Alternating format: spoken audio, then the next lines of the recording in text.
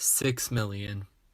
6 million Jews were killed in Europe between 1933 and 1945. Think of the families split apart and killed because of what they believe. 1/3 of Americans think that the Holocaust has been overblown. 2/3 of Americans don't know what Auschwitz is. We shall not forget, cannot forget. Today on Yom HaShoah, we will be reading the story of Jacob Lakitny, a Polish Holocaust survivor. Through the story, Jacob survives in what can only be described as a miracle. While you listen, please think of all the victims that weren't as lucky, ones that were not able to survive the horrific experience.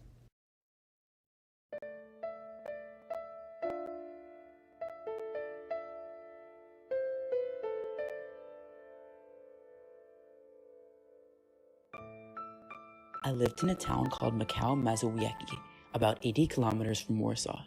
The invasion of Poland brought with it the creation of forced labor camps and ghettos, with tremendous persecution against Jews.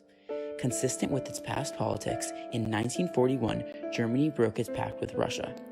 In 2 days, the Germans were in my hometown, using the synagogue as a stable, destroying every Jewish symbol that was in their way and demanding that Jews be identified by a Star of David with the inscription Jew in the center that would always be easily visible.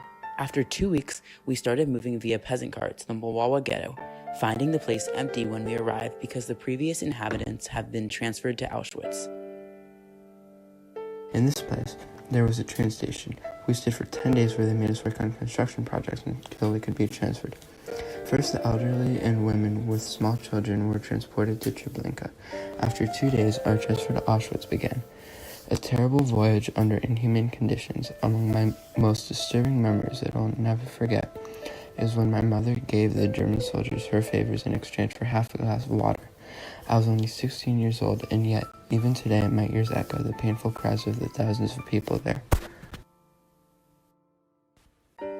Upon our arrival, we were separated by women and men. They took the women directly to the gas chambers and afterward to the crematoria. My mother and sister were among them. What pain to see them taken to this place, never to return again. They divided the men into 2 groups, keeping my father and I united. Suddenly, in the midst of this dantesque situation, we heard the familiar voice of my uncle shouting and telling us to come to this side. Amid a whirlwind of German police with packs of angry dogs, we crossed to the other line that took us to Auschwitz-Birkenau. The other group was taken directly to the gas chambers. The crematoria smoke could be seen for kilometers around. Upon our arrival, there were approximately 6,000 people, but only 200 people were left to enter Auschwitz. We were tattooed with numbers on our arms, which from that moment forward was our only identification. Something which, to this day, for those who managed to survive, remind us every day of the horror which we had to pass through while the world, unfortunately, was deaf to our cries. It was winter and the cold burned us. All of the camp was flooded and muddy. They took our winter clothes and in exchange they gave us light clothes that looked almost like striped pajamas. With time you could see through these clothes the extreme state of malnutrition and weakness of our bodies. They placed us in different barracks with 3-story bunks, placing 4 people per bed, totaling 12 humans per bunk. Our life at the camp started at 5 o'clock in the morning when they gave us a piece of bread and coffee. At the same time, we were counted like animals, making sure that nobody was missing. We were beaten and abused constantly, especially if someone unfortunately fell or moved in place because of the hard beatings. These beatings were executed at that immediate instant, making the vile SS soldiers fill with laughter to see our faces, the horror in which we were subjected. We worked outside the camp until 7 o'clock at night. When we returned, they gave us a plate that contained 1/4 of a liter of soup. Luckily, I was in the same barracks as my father. One of the first projects was to dig canals. Each evening we brought back to the camp 4 or 5 cadavers of our friends who were taken directly to the crematoria. Constantly, there were new selections. The sick were directly killed as we became increasingly more like skeletons. In one of those fateful selections, we were asked what our professions were. And when it was my turn to answer, I said that I was a carpenter, and my father responded that he was a bricklayer. This answer would ultimately result in his demise. One day, all those who replied that our profession were carpenters, about 10 people, were called up to transfer to another place. I was forced to say goodbye to my father, and he said these last words to me: "I will not see you anymore. It may be that you are able to save yourself now that they offered you another place to go. But instead of going to another place, I prefer to stay here and pass as a sick person. Though I am abandoning you, you have an obligation to go and save yourself." This is the last conversation I ever had with my father. I never saw him again. We were moved about 5 kilometers away to Auschwitz I, where there was a large woodworking shop. The commander there, upon seeing me, asked, "Who are you? You are too small and weak to be a carpenter." And I responded in surprise, "I am a carpenter's assistant," which immediately resulted in my receiving a hard slap to my face and getting thrown to the ground. I was diverted to work on the railroad, which was one of the worst jobs in existence. We were forced to unload wagons. We had to carry enormous weights on our back. I became sick with terrible intestinal infection, and as a result of the bare cold Polish winter, I saw my feet freeze and chunks of flesh and skin fall from my fingers. Outside the camp, I carved a wooden bathtub, and as I was in such a bad condition, I ventured to enter it, taking longer than usual to return. Outdoors, they had initiated a person count and realized that one was missing. Leaving the bathtub, I received a beating with large logs, and I fell to the ground, nearly dead. Members of the work detail transported me by stretcher to the camp, leaving me thrown against the wall of my block. I couldn't even move. I thought that it was the end for me. It was nightfall when my friends arrived and helped me into the bunk. The following morning, they transported me to the camp hospital, where I was helped by the same prisoners who then bandaged my feet. I was left to recover for 3 days. We were divided into 2 groups. Once again, I was lucky and was able to stay with a group of psychiatric patients. The other group was told that they would be transferred to another hospital and were sent directly to Birkenau, where they were put to death. Those still in the hospital felt that if a second section came, they would not be as lucky. And I found the son of the rabbi in my city. I almost could not recognize him, but he managed to stammer a few words and said, "You were a student of my father, you're young, and you were going to survive. If you see my family, tell them I did not make it." That same day, he died. Once I got released, an order was issued that called for people who could carve wood.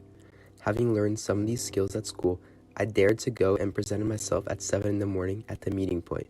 That was at the front of the main watchtower of the camp. We were taken to a camp called DAV, where they had big carpentry and locksmithing workshops. Some 200 prisoners worked there. In the furnace heat, I saw the opportunity to recover and heal my feet. My job was to make wooden spoons that were to be sent to the Russian camps. They did not permit these spoons to be made of metal so that they could not be used as weapons. We had to meet a large quota every 2 weeks, and I could not do it. Thus, I was expelled from the factory and sent to the camp, where we had to carry heavy wooden planks and transport them to various workshops, and then return with boxes of sawdust, which were very hard to carry because of their excessive weight. The entire time, we needed to keep in mind that we would be brutally punished by caning if we did not work fast enough. From the place where the woodworking machinery was located, they took all the Polish workers and reassigned them to other camps.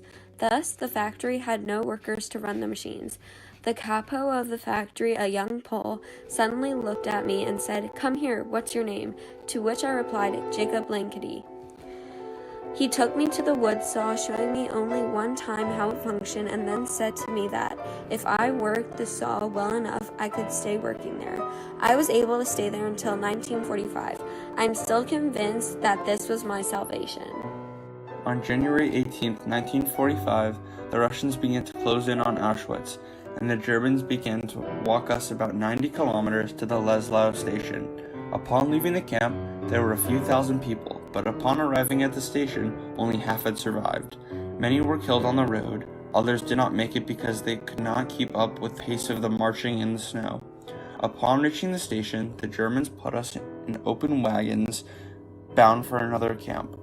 Half the people traveling in these rail cars could not withstand the cold and died freezing. All of us who managed to survive were again transported, and this time to Melk, where we worked in mines for the munitions factories until March 1945, when we were informed that the Americans were closing in on us. For this reason, the Germans decided to move us to Upper Austria into a camp called Ebensee. Along the way, some prisoners managed to escape. When we arrived, our small group consisted of about 20 people. We were taken to the camp and lined up to be shot. At that time, a German commander approached and said, "It's not worth killing these people. They are not even worth the bullet. No matter, they will die in the camp."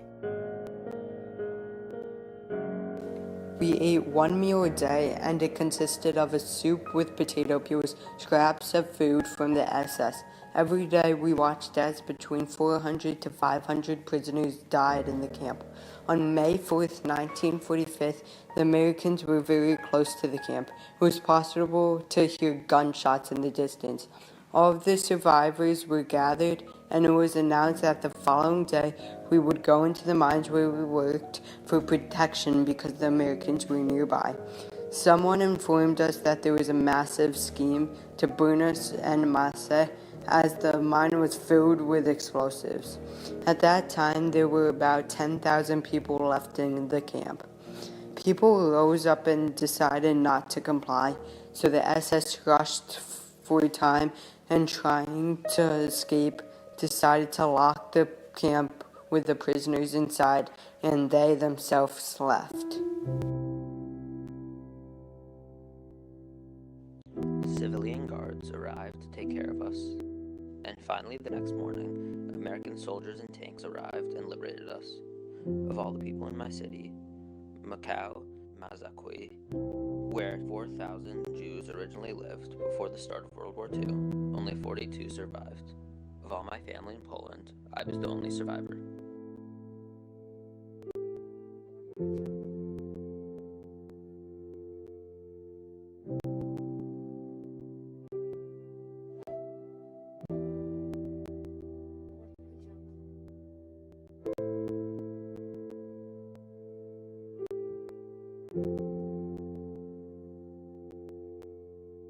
Stories like this show the impact of the Holocaust.